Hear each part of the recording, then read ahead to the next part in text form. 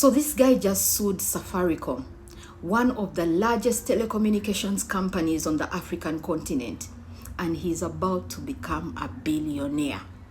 Now, the guy's name is Peter Muoki, and his company is known as Beluga Limited.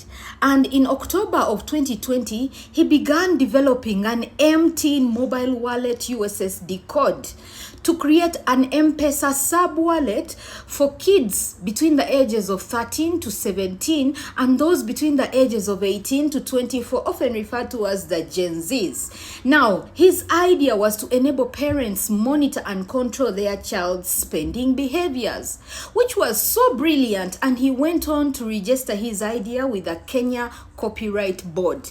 Everything documented and detailed.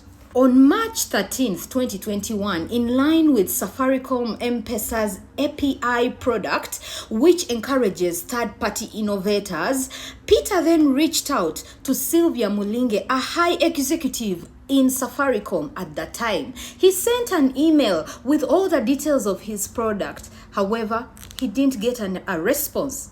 Peter didn't give up. He then managed to secure a meeting with the chief operating officer of Safaricom at that time, Sitoyo Lipokoitet. I don't know if I've pronounced that right. But then this guy, he sent him an email and he responded and told him that, hey, this is not feasible because teenagers in Kenya would require national IDs, which they don't have. At the same time, he also told him that it would require CBK approval, that is the central bank. However, this guy agreed to have a physical meeting with Peter, which they had on 22nd of June, 2021 at the Mediterranean restaurant at the Junction Mall in Nairobi, Kenya.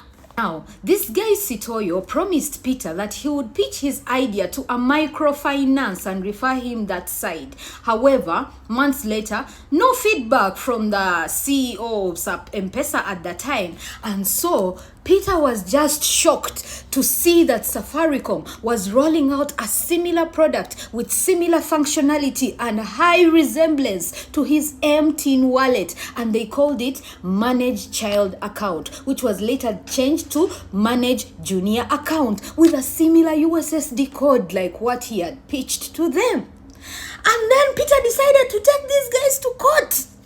Now, Safaricom defended itself in the High Court by saying that the idea of Peter was neither novel nor original, and they said that 6 months earlier in September of 2020, they had already reached out to Huawei and requested them to design a parent-child solution after a verbal request that had been made to them by the CBK governor, who told them that he was concerned about teenagers accessing betting platforms.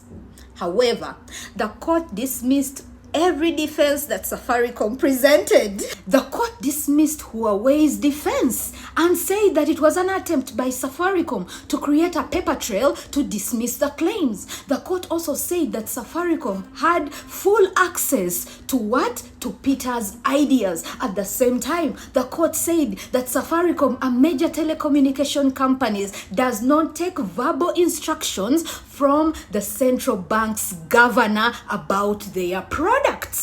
And so the High Court has ordered Safaricom to pay 1.4 billion Kenya shillings after finding them liable for copyright infringement on Peter's product. It was also found that in 2021, the M-Pesa revenues for Safaricom were 82 billion. In 2022, after the rollout of the new product, they went to 107 billion. 2023, 117 billion. 2024, 140 billion. And in 2025, 161 billion, which is coincidental with the new product that they rolled out.